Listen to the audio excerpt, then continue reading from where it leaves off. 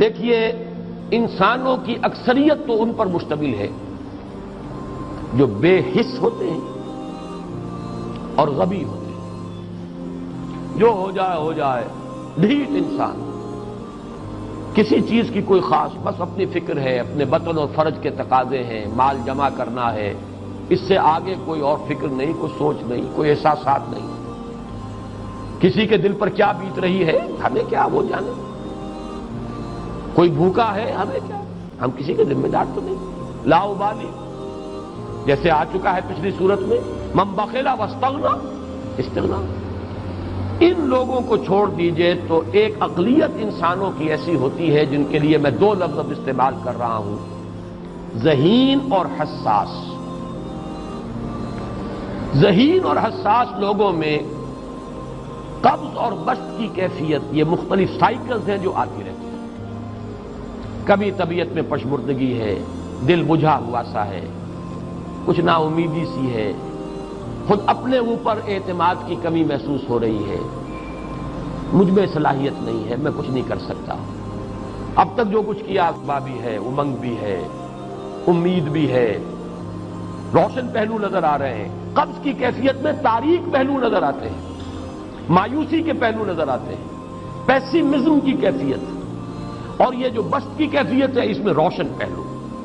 دیکھو یہ بھی تو ہے نا، آخر یہ بھی تو ہوا ہے، اور بھی ہو سکتا ہے، آخر اب تک میں نے یہ کام بھی تو کر لیا، آگے بھی مشکل آسان ہو سکتی ہے۔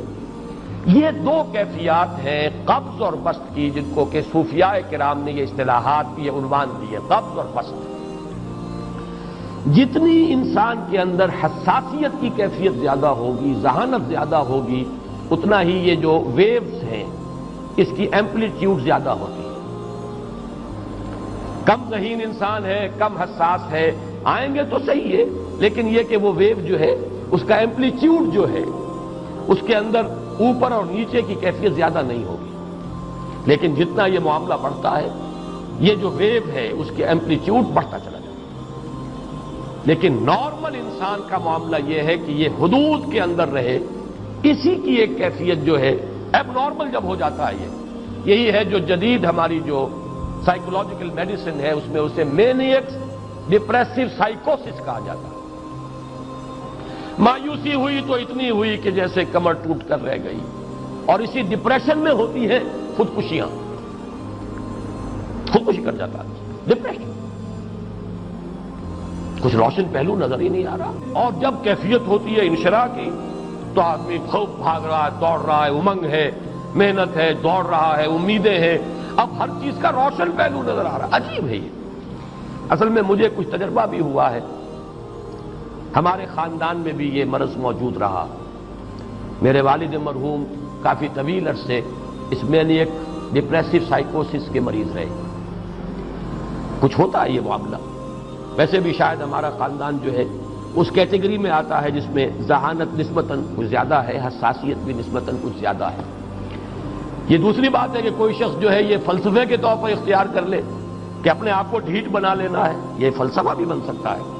لیکن یہ ہے کہ اگر آدمی چھوڑ دے اپنی طبیعت کو تو یہ دونوں کیفیات آتی ہیں۔ انہی کیفیات میں اگر یہ جو اپورڈ اینڈ ڈاؤنورڈ موومنٹ ہے یہ ایک حد سے نکل جائے تو یہ بیماری ہے مینیک سائیکوسس، مینیک ڈپریسو سائیکوسس۔ اس میں جب آدمی ہوتا ہے وہ اپر کیفیت میں تو اس کے اندر بڑی عظیمت ہے، روشنی ہے، امید ہے، لوگوں سے گفتگو کر رہا ہے، حق بول رہا ہے، خوب جو ہے محفل کے اندر، اب وہ محفل میں اسے دلچسپی محسوس ہو رہی ہے، اور اسے ہر چیز کا روشن پہلو نظر آ رہا ہے، خود اپنے وجود کا بھی روشن پہلو، دوسروں کے وجود کا بھی، دوسروں کی بات میں سے بھی وہ اچھا پہلو تلاش کریں گے، وہ برا پہلو تلاش نہیں کریں گے۔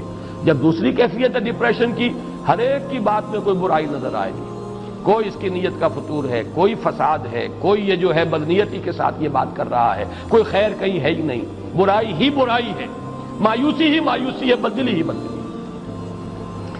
یہ ہے در حقیقت وہ کیفیت، اس کو غالب نے بہترین انداز میں تعبیر کیا ہے۔ ذہین اور حساس انسانوں میں ان کی جو ترقی ہے وہ انہی مراحل سے ہو کر گزرتی ہے۔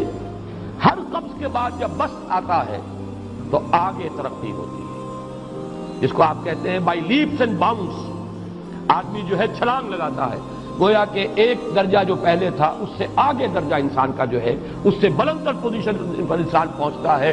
ہر قبض کے بعد جو نیا بست آتا ہے وہ ایک نئی کیفیت، نئی شان، نئی بلندی، نئی رفعت لے کر آتا ہے۔ اس کو غالب نے تعبیر کیا ہے بہت خوبصورت انداز میں، رکتی ہے میری طبع تو ہوتی ہے رواں اور۔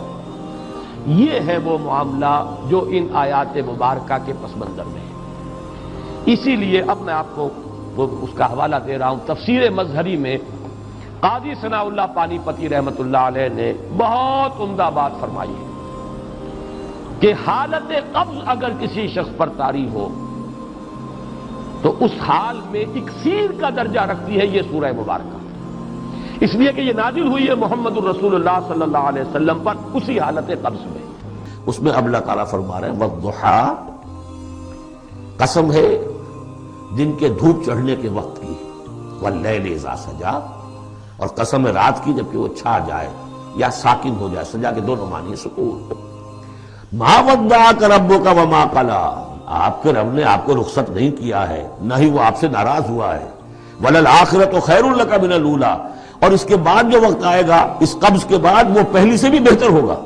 وَلَسَوْفَ يُعْطِيكَ رَبُّكَ فَتَرْضَىٰ، ان قریب آپ کا رب آپ کو اتنا کچھ دے گا، اتنا کچھ دے گا، آپ کی محنتوں کے وہ نتائج سامنے آئیں گے کہ آپ راضی ہو جائیں گے۔ الم یجد کا یتیما فآویٰ، کیا اس نے اے محمد آپ کو نہ پایا کہ آپ یتیم تھے پھر پناہ دی، آپ کے لیے بندوبست کیا۔ وَوَجَدَكَ ضَالًّا فَہَدَىٰ، اور پھر جب آپ شعور کی پختگی کو پہنچے اور غور و فکر کا مرحلہ آیا، حقائق میں انسان کو سوچ بچار کا مرحلہ آیا اور آپ کو دیکھا کہ آپ تلاش حقیقت میں سرگرداں ہیں تو ہدایت دی۔ وَوَجَدَكَ عَائِلًا فَأَغْنَىٰ، اور پایا آپ کو تنگ دست تو غنی کر دیا۔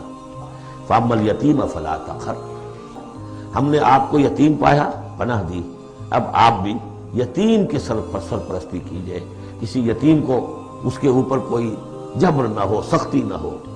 وَأَمَّا السَّائِلَ فَلَا تَنْهَرْ، اور آپ جبکہ تلاش حقیقت میں سرگرداں تھے تو ہم نے آپ کو ہدایت دی، اسی طریقے سے اب آپ کو بھی کوئی شخص سائل بن کر آپ کے پاس آئے سوال کرے اسے جھڑکنا نہیں ہے۔ وَأَمَّا بِنِعْمَةِ رَبِّكَ فَحَدِّثْ، اور جو ہدایت تمہیں دی ہے ہم نے اب اسے عام کرو، یہ نعمت ہے، آپ کے رب کا انعام ہے، یہ ہدایت جو آپ کو عطا ہوئی ہے اس کو بیان کرو۔ اس کے بیان کرنے میں یہ بھی ہے کہ اللہ کے انعامات کا چرچا انسان کرے اس کا شکر ادا کرنے کے لیے، اور یہ بھی ہے کہ اس کو پھیلائے اور عام کرے، دوسروں تک پہنچائے، ورنہ وہ بخل ہو جائے گا کہ وہ دولت جو ہے ہدایت کی اس کو آدمی صرف اپنی ذات تک محدود رکھے اور اس کا جو خیر ہے وہ دوسروں تک نہ پہنچائے۔